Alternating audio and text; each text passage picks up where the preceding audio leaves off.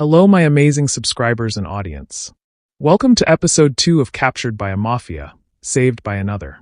If you haven't watched episode 1 yet, please make sure to check it out first so you don't miss any part of the story. Now, let's get right into it.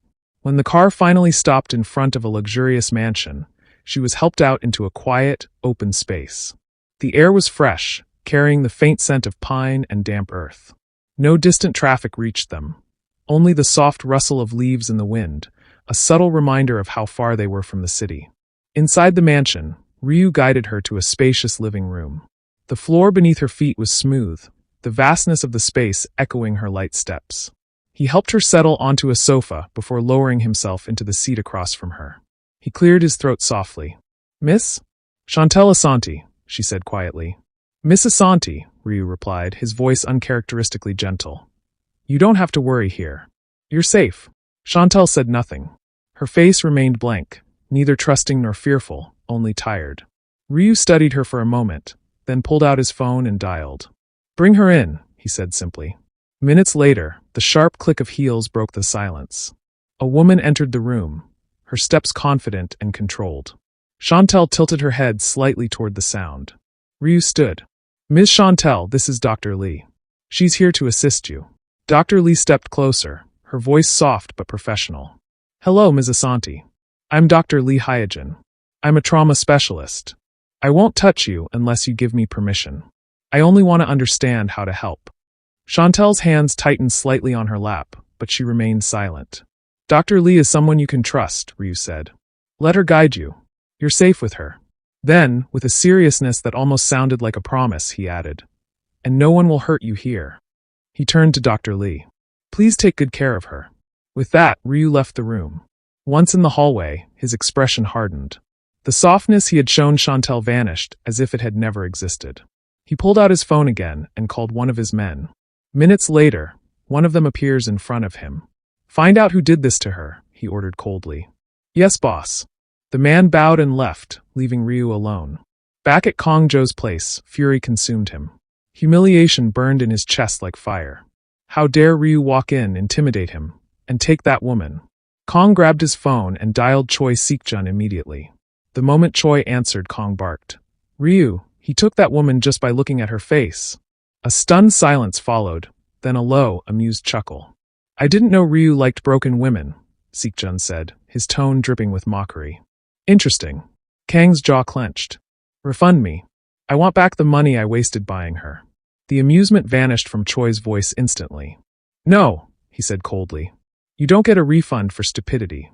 That woman was supposed to be locked up at all times. You let her wander. This was your fault." Before Kong could respond, the call ended abruptly. He stared at the phone for a moment, rage radiating through every fiber of him. Then, with a roar, he hurled the device across the room. It shattered on impact. Panting, fists trembling, he muttered through gritted teeth. "Ryu, this is not over." Ryu sat behind his desk that afternoon when the door opened. The man he had sent to investigate stepped in, bowed, and spoke immediately. "Sir, I found everything." It was Choi Seokjun who broke her. He took her from Ghana and brought her here. He kept her captive for 3 years, before handing her over to Kong Joe. Ryu's jaw tightened. His eyes darkened, cold, murderous, but he drew in a slow breath, forcing himself to calm. The man hesitated. "Should I handle Choi?" "No," Ryu said, voice quiet but lethal. "Shantel will take her revenge after she's healed." There was a chilling certainty in his tone, as if he could already see the outcome. "Yes, boss." Ryu's gaze then sharpened. "Send some men to eliminate Seokjun's people who targeted Shantel's family back in Accra. Then protect the family at all costs." The man bowed and left. A moment later, Ryu's phone rang. He didn't even check the screen. He knew the ringtone. It was his father. Ryu closed his eyes briefly, exhausted, then answered. "What do you want now, Dad?" he said, voice tired. His father chuckled on the other end. "You were supposed to be on a date 2 hours ago, son. This is the 12th time you've ditched a woman I arranged." Ryu rubbed the bridge of his nose. "I've already found someone." A pause. Then a low, surprised hum from the other side. Finally, his father chuckled, deep, amused, almost delighted. "Oh, my son finally found a woman without my help? That alone is a miracle." He sounded entertained, not skeptical. "Good," he added. "Very good. Then bring her to me." Ryu leaned back in his chair, staring at the wall with the unreadable calm he always carried. "I will," he said. "But not now." His father's tone sharpened. "And why is that?" Ryu's voice softened, not affection, but something heavier. Something protective. "She needs time," he said. "A lot of time." Silence hung long enough for Ryu to know his father was considering his words. Then the older man exhaled. "Fine," he said at last. "But don't keep me waiting forever. If she's someone you chose, I want to see who finally caught your interest." Ryu's lips curled in the faintest, coldest hint of a smile. "You will," he said quietly. "When she's ready." "Good," his father replied. "Don't disappoint me, son."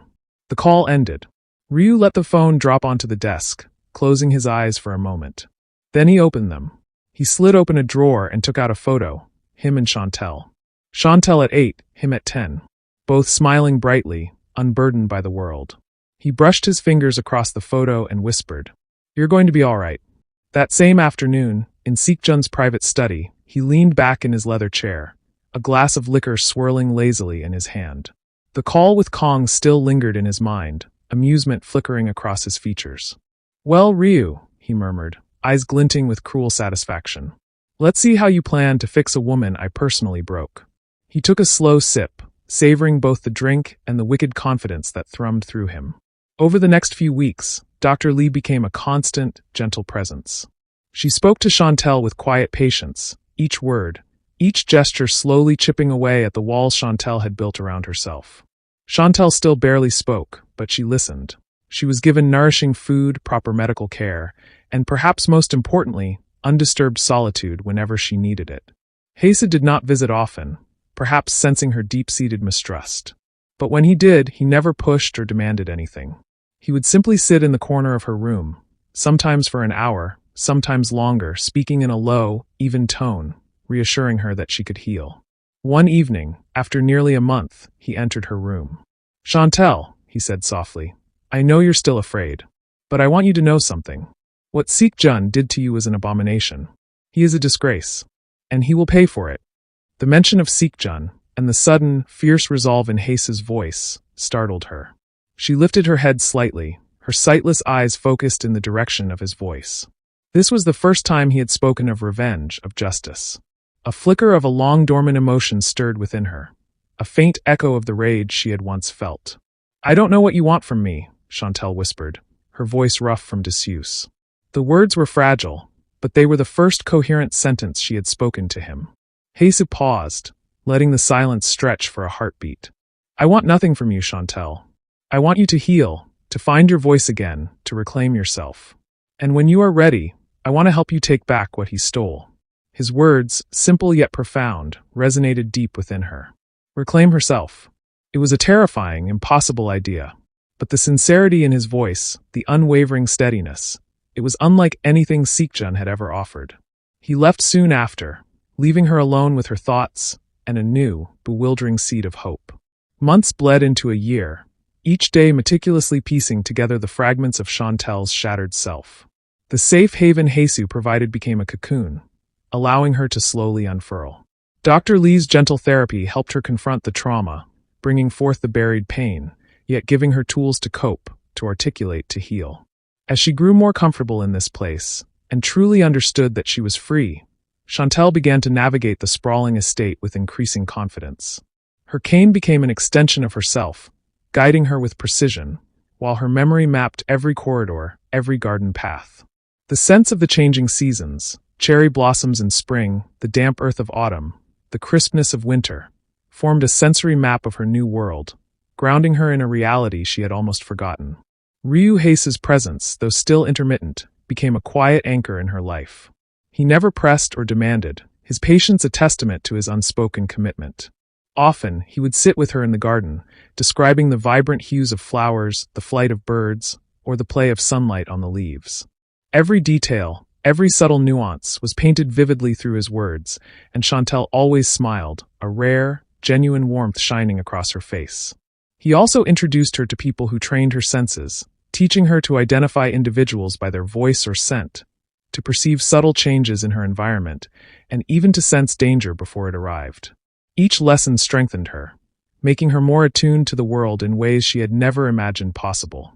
One night, Sitting together in the quiet garden, Shantel spoke softly, her voice steady despite the gravity of her words. I want to be stronger. I want to be able to protect myself without anyone's help. Ryu's gaze darkened with intensity. Then I will push you harder than you've ever been pushed, he said, his voice low and commanding. Even though you cannot see, Shantel, for the next months, you are mine. Your body, your soul, everything belongs to me. For a moment, silence hung between them. Then Shantel nodded, her resolve unwavering. She accepted, knowing that in surrendering to his guidance, she was reclaiming her strength and preparing herself for the world she would face on her own terms. Early the following morning, the sun had barely risen when Shantel and Ryu stood inside a large boxing ring, the scent of leather and sweat heavy in the air. The ropes felt taut beneath her hands as she tapped them lightly with her fists, feeling the texture and the rhythm of the space around her. Ryu stepped back, his stance precise, eyes cold and calculating. Shantel, he said, voice steady, boxing isn't just about hitting. You need to feel your opponent. Listen to them. Anticipate their movements before they make them. Shantel nodded, gripping her gloves tighter. I understand, she whispered, her tone determined. Good, Ryu replied, circling her slowly. Now move. The first sparring session was brutal. Ryu didn't go easy on her, testing her endurance, her reflexes, and her instincts. Every punch, every feint, every rapid movement forced her to listen, to sense, to adapt. Her body ached, muscles burning with fatigue, but she refused to fall. She stumbled, caught herself with the cane as she adjusted to the ring's rhythm, and threw counterattacks with growing precision. At one point, a sharp blow to her ribs sent her staggering. Ryu watched her falter, expression unreadable. Again, he said simply, and she rose, shaking the pain from her body. After an intense hour, Dr. Lee, who had been observing from the sidelines, stepped in to tend to a swollen wrist. You're pushing her too hard, she said, concern in her voice. Ryu shook his head. She's ready for it. Pain is temporary. Control and awareness, those last. Within a month, Shantel had transformed. She could anticipate attacks, read her opponents through their shifts in stance, the rhythm of their breathing, the tiniest movements. One afternoon, Ryu sent 3 of his men into the ring. Shantel moved fluidly, dodging, blocking, and striking with a precision that left the men disoriented. One by one, she took them down, her body guided by instinct and rigorous training. Ryu leaned against the ropes, arms crossed, expression still unreadable. His men stared at her in awe. She's amazing, one muttered quietly. Ryu's voice cut through, cold but calm. She's not amazing. She's disciplined. Don't confuse respect with emotion. Shantel, breathing heavily, wiped sweat from her brow. Was that good? She asked, a small grin forming despite her exhaustion. Good, Ryu echoed, circling her. That was expected. She laughed softly, a sound that carried a mixture of pride and relief. Expected from you? He smirked faintly, though it never reached his eyes. You're learning. Soon, even my men will have to respect your limits. One of the men whispered to another, shaking his head. I don't know if we could ever do that. Ryu's gaze returned to Shantel. Strength isn't about defeating others. It's about knowing yourself. Remember that. Shantel nodded firmly, her chest heaving. I'll remember. I won't stop. Ryu gave a curt nod. Good. That's all I need to see. The following month, Ryu shifted Shantel's training to firearms. Shantel, Ryu said, placing a gun in her hands, you must learn to control your fear. Focus on your target. Every movement matters. Every breath matters. She nodded, her fingers curling around the grip as though the gun had always been part of her body. He started her with still targets. For days she practiced, her aim steadying, her breath controlled, each shot precise. Ryu observed silently, occasionally correcting her stance or the angle of her hands. Move your elbows slightly forward. Your wrist is tense, he instructed one afternoon. She adjusted, fired again, and the bullet struck the bullseye. Once stationary targets were mastered, he introduced moving ones, first slow, then faster, testing her reflexes. Soon, he escalated the challenge. Targets appearing close and far, shifting unpredictably, forcing her to track them by sound, movement, and instinct. Then one night, Ryu decided it was time for a true test. 15 of his men were strategically positioned throughout the estate. He handed Shantel a gun, loaded with fake bullets. This is your test, he said, eyes cold and calculating. 15 men. They will move, they will attack. You must take them all out. No mistakes. Shantel's heartbeat quickened, but she didn't hesitate. I understand, she replied, voice steady. Without her cane, she relied entirely on sound, the faint shifts of air, and her memory of the estate's layout. Each shot, though silent, struck her targets with precision. She adjusted to their movement instinctively, predicting positions by the echo of footsteps, the subtle shift of weight, the faint rustle of clothing. Minutes later, she returned to Ryu, composed and unscathed. Done, she said simply. Ryu's lips curved in the faintest acknowledgement of approval. All 15. Shantel nodded. All 15. Ryu's gaze sharpened, assessing her, but he said nothing for a moment. Then, almost casually, he asked, And did you feel fear? Shantel's hand tightened around the gun. Yes, but it didn't stop me. Good, he said, voice low, approving. Fear is natural. Control it, and it becomes your weapon. Shantel, still holding the gun, met Ryu's gaze. I'm ready for more. Ryu's lips curled into a faint, dangerous smile. You will get it. And when it's real, then you'll see how far you've come. A month later, Ryu led Shantel into a spacious, dimly lit training hall. The air was thick with anticipation, the faint scent of sweat and rubber from the mats clinging to the room. Close combat, Ryu said, voice calm but firm. No weapons, no distractions. Just you, your body, and your opponent. You will rely on speed, precision, and instinct. Shantel squared her shoulders. I'm ready. Ryu circled her slowly, his footsteps deliberate. This will hurt. You will fall. But you will rise. Every time. If you cannot adapt, you will fail. The first session was brutal. Ryu's strikes were sharp and unrelenting, each one testing her reflexes. She blocked, dodged, and countered with growing confidence, her body moving fluidly as she anticipated his attacks. At one point, he jabbed toward her midsection. Shantel twisted just in time, delivering a swift elbow to his chest. He grunted, not in pain, but in approval. Better, he said, breathing steady. You're starting to predict me. That's progress. She wiped sweat from her brow. I can feel your rhythm now. Your movements. I can sense them. Ryu nodded. Good. Now don't just react. Take control. Make the fight yours. He then signaled two of his men to join. Engage her, he commanded. Shantel faced them, her stance balanced, her senses heightened. One lunged at her from the left, the other from the right. She sidestepped, delivered a precise knee strike to the first, and spun to throw the second off balance. Both men were forced to step back, breathing heavily. Ryu's voice cut through the room. You are learning faster than I expected. But don't mistake confidence for mastery. She smiled, a glimmer of determination in her eyes. Then I'll keep going until I master it. For the next few weeks, the sessions grew more intense. Ryu introduced multiple opponents, unpredictable attacks, and complex maneuvers. Shantel learned to flow with the fight, to use momentum against her enemies, and to sense danger in every movement. By the end of the month, she moved like a force of nature. Her strikes were sharp, her blocks precise, and her reflexes near impossible to predict. Ryu watched silently, expression unreadable, though a faint nod betrayed his satisfaction. Enough for today, he said finally. Rest.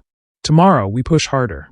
Shantel lowered her stance, breathing heavily, but a satisfied grin spread across her face. After 5 months of grueling training, Ryu finally deemed Shantel ready. The moment had come to test her in the real world.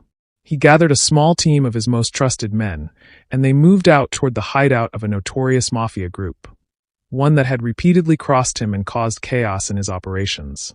The night was dark, a thin mist clinging to the ground. Shantel followed silently, her senses alert, every sound amplified, every scent noted. Gone was the hesitant woman who had arrived at his estate months ago. This Shantel moved with confidence, every step measured, every movement deliberate. When they reached the compound, Ryu signaled his men. Positions, he whispered. Shantel split to her assigned point, feeling the walls and obstacles around her, memorizing the layout from her heightened perception. The first guards appeared at the gate.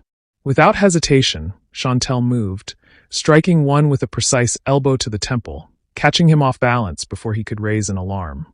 She followed quickly with a sweep kick, sending the second man sprawling.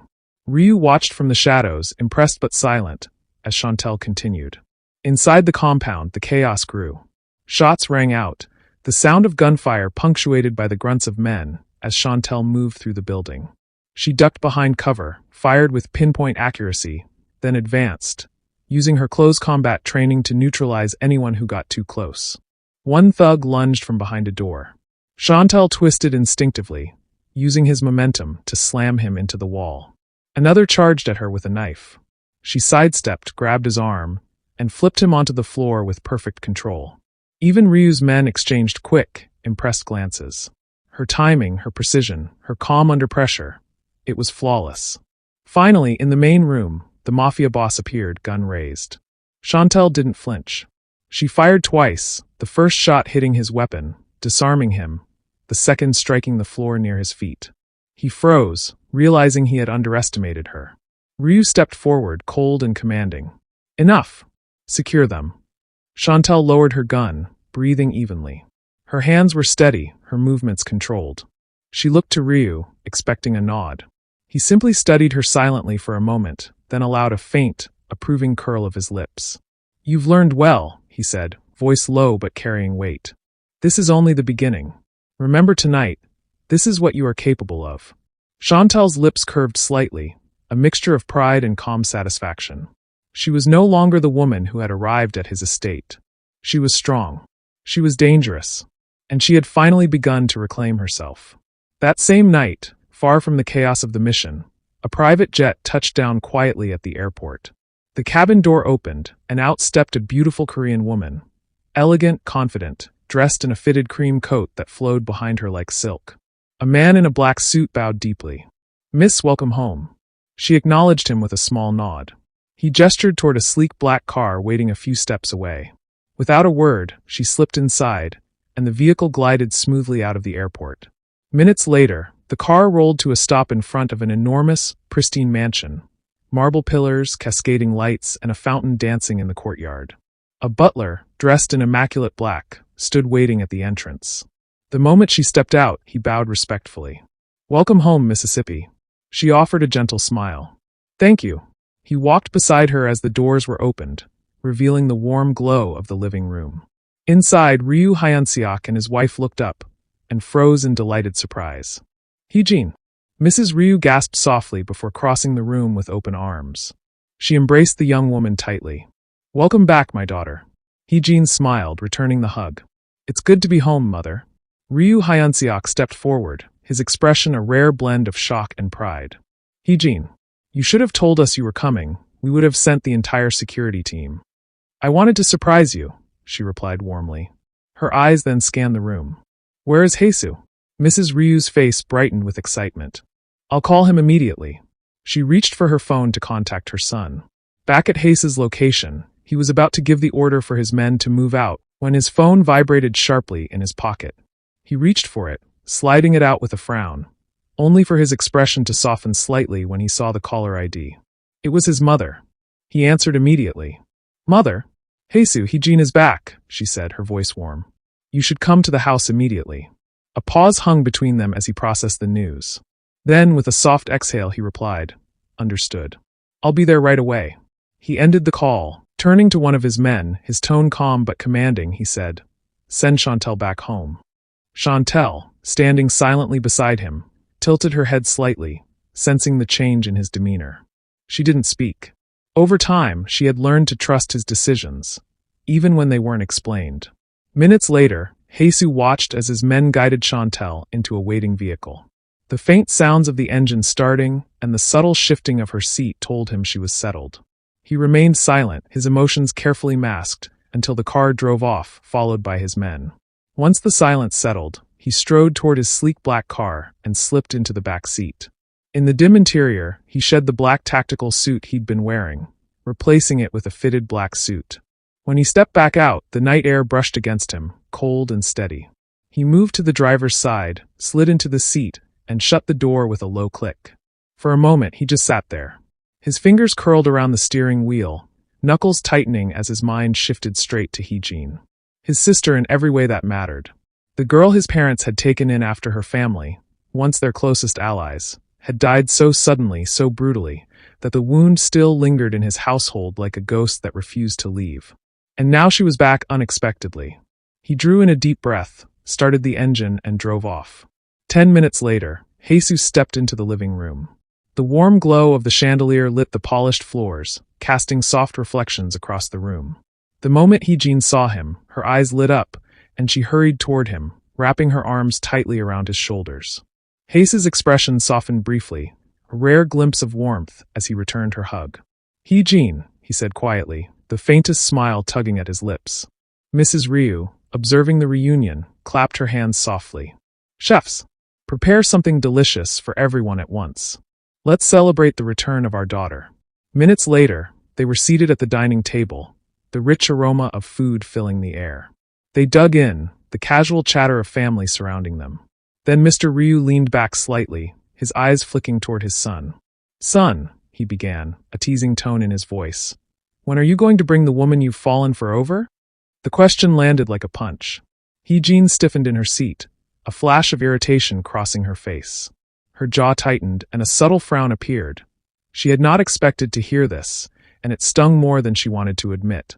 Mrs. Ryu, on the other hand, smiled brightly, clearly delighted by the news. Yes, son, she said eagerly. When should I and your father expect her? Haesoo, calm and composed as ever, took a bite of his food before answering. Soon, he said simply. Heejin's fingers clenched slightly around her fork, her knuckles whitening. Her heart sank with a mix of jealousy and frustration, emotions she had long tried to keep buried. To everyone else, it might have seemed like a harmless announcement, but inside, she was quietly seething. She forced herself to eat, her smile polite, but the fire behind her eyes betrayed the truth. She was far from happy. Thank you so much for watching episode 2 of Captured by a Mafia, Saved by Another. I hope you enjoyed this episode. Don't forget to like, comment, and subscribe so you don't miss episode 3. See you in the next one.